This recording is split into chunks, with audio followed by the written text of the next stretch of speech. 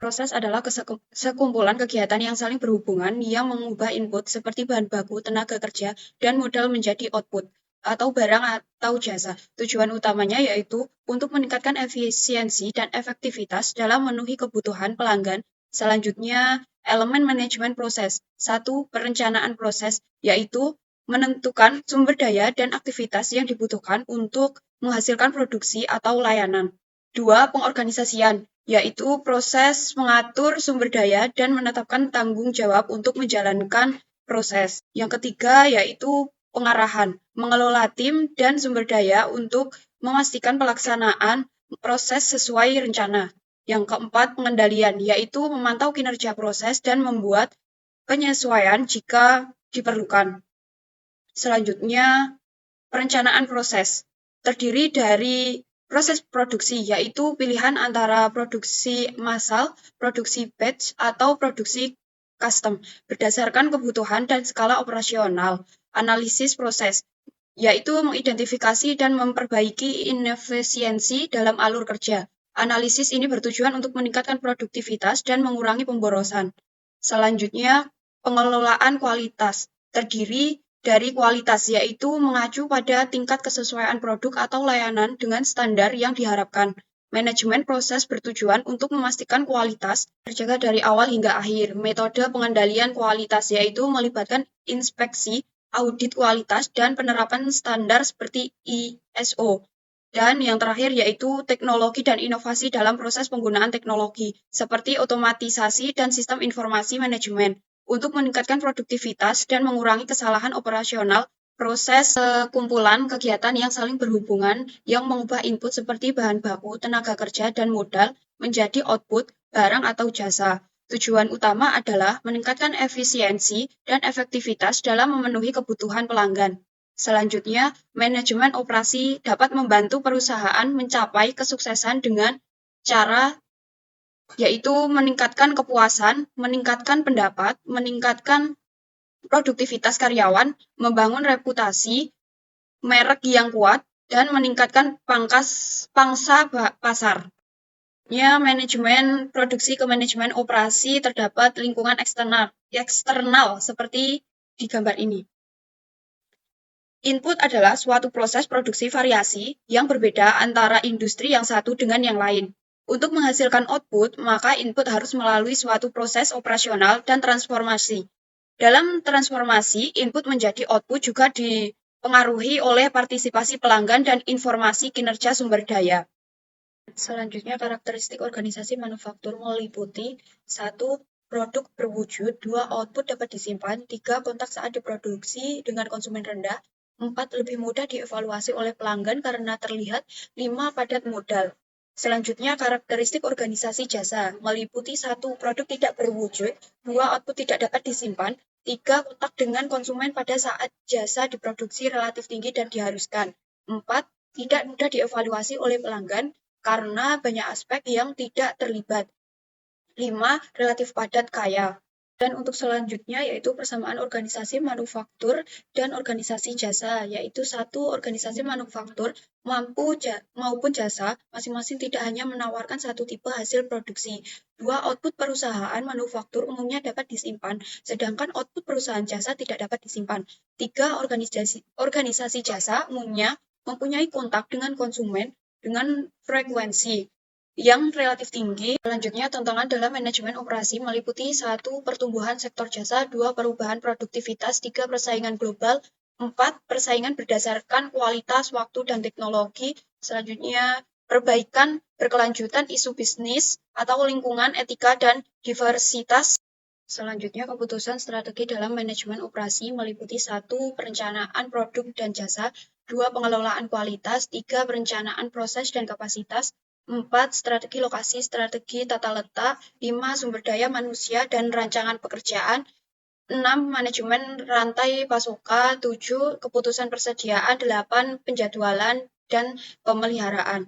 Selanjutnya, tantangan dalam manajemen operasi meliputi 1. Pertumbuhan sektor jasa, 2. Perubahan produktivitas, 3. Persaingan global, 4. Persaingan berdasarkan kualitas, waktu, dan teknologi. Selanjutnya, perbaikan berkelanjutan isu bisnis atau lingkungan, etika, dan diversitas. Ya, manajemen kualitas total meliputi 1. Definisi kualitas ditentukan konsumen, 2. Keterlibatan karyawan, 3. Perbaikan berkelanjutan seperti ada di gambar ini. Terdapat proses PDCA yaitu plan atau perencanaan, do atau pelaksanaan, cek, pemeriksaan, dan atau tindakan. Manajemen proses dalam operasi merupakan suatu proses seleksi terhadap input, operasional, aliran kerja, dan metode untuk memproduksi barang dan jasa. 5 keputusan proses yang penting dan harus diperhatikan manajer operasi adalah yang pertama, pemilihan proyek, yang kedua, integrasi vertikal, yang ketiga, fleksibilitas sumber daya, yang keempat, keterlibatan pelanggan, dan yang kelima, intensitas modal. Proses produksi diklasifikasikan sebagai proses analitis, proses sintesis, proses terus-menerus, dan proses terputus-putus. Selanjutnya, ada 3 komponen komputer untuk mendesain dan menghasilkan produk-produk. Yang pertama ada CAD, yaitu suatu proses yang menggunakan program-program gambar dengan komputer untuk menciptakan model-model produk dengan 3 dimensi di layar komputer. Yang kedua ada CAM, yaitu suatu sistem produksi yang peralatan produksinya termasuk robot diarahkan, dikendalikan, dan dimonitor oleh komputer sehingga peralatan-peralatan tersebut dapat mengikuti semua langkah yang telah ditetapkan. Yang terakhir ada CAM, yaitu suatu sistem terpadu yang semua kegiatannya yang berkaitan dengan produksi mulai dari kegiatan mendesain suatu produk sampai kegiatan produksi dikendalikan oleh komputer. Selanjutnya ada perencanaan manajemen operasi. Yang pertama ada pemilihan lokasi pabrik, bertujuan untuk meminimalkan biaya-biaya produksi dan biaya-biaya distribusi. Faktornya ada faktor kualitatif yaitu tenaga kerja dan masyarakat, dan kondisi lingkungan hidup. Yang kedua ada faktor pemilihan lokasi, yaitu memiliki beberapa faktor lagi. Yang pertama, ada faktor kedekatan, yaitu mempertimbangkan kedekatan dengan pasar, bahan baku, dan alternatif transportasi. Yang kedua ada faktor people, yaitu mempertimbangkan biaya dan ketersediaan tenaga kerja, sikap masyarakat, dan kualitas hidup masyarakat. Yang terakhir ada faktor fisik, yaitu mempertimbangkan tersedianya energi pembuangan limbah air dan iklim.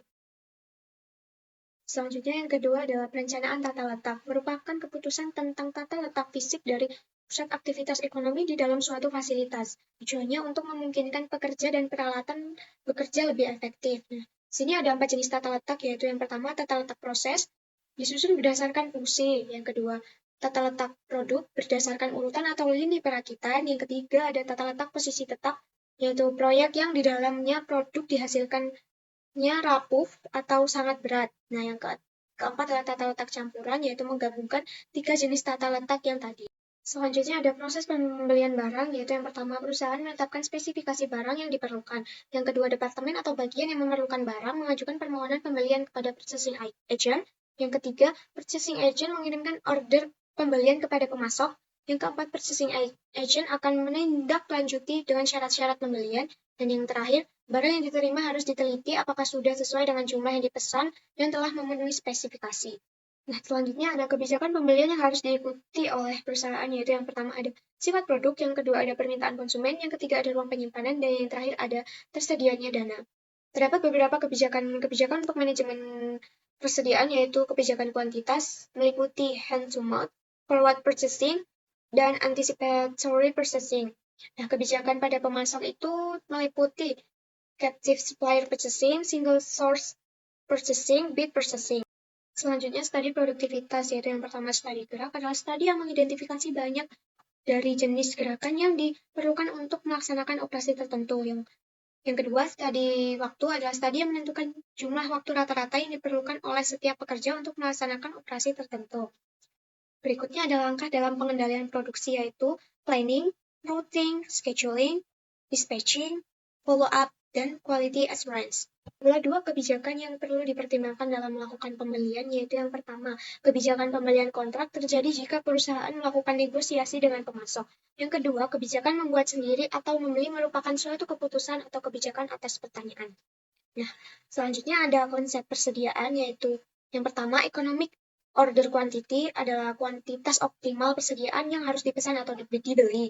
Yang kedua, just-in-time inventory, yaitu sistem persediaan yang pengiriman barang dipesan pada saat waktu diperlukan. Selanjutnya, kami akan menjelaskan tentang indikasi yang diberikan oleh Herlina. Tantangan memengaruhi strategi operasional perusahaan. Satu, perubahan minat konsumen. Hal ini karena semakin berkembangnya zaman, minat konsumen terdapat suatu barang berubah. Dua, persaingan yang meningkat karena banyaknya usaha serupa memengaruhi daya asing pasar. Tiga, kemajuan teknologi. Selanjutnya, strategi inovasi dan pelayanan yang dapat diterapkan oleh Griff Market untuk menarik pelanggan baru dan mempertahankan pelanggan lama. Satu, diversifikasi produk, yaitu dengan menyediakan produk sesuai tren terkini. Dua, layanan khusus berlangganan, yaitu memberikan opsi berlangganan bagi pengguna setia dengan berbagai keuntungan. Tiga, personalia produk, merekomendasikan produk sesuai dengan preferensi individu. Selanjutnya soal yang ketiga, elemen-elemen pasar digital, yaitu yang pertama ada sosial media marketing dengan mengkampanyekan secara kreatif di sosial media atau berkolaborasi dengan influencer. Yang kedua ada email marketing yang dipersonalisasikan yaitu dengan memberikan penawaran, rekomendasi produk sesuai dengan preferensi pelanggan. Yang ketiga ada konten marketing dengan mengembangkan konten berkualitas untuk membangun inovasi. Nah, soal yang keempat yaitu proses komunikasi internal dan pelatihan karyawan, meliputi komunikasi internal dengan mengadakan pertemuan rutin dan menyediakan platform komunikasi, dan pelatihan karyawan dengan mengadakan pelatihan tentang tren digital terbaru dan pemasaran digital. Soal yang kelima, indikator kinerja utama atau KPI yang akan digunakan untuk mengevaluasi keberhasilan strategi yaitu yang pertama jumlah pelanggan baru dan retensi pelanggan, umpan balik pelanggan, dan terakhir tingkat interaksi di media sosial dan platform digital. Sekian dari kelompok kami. Terima kasih sudah menonton.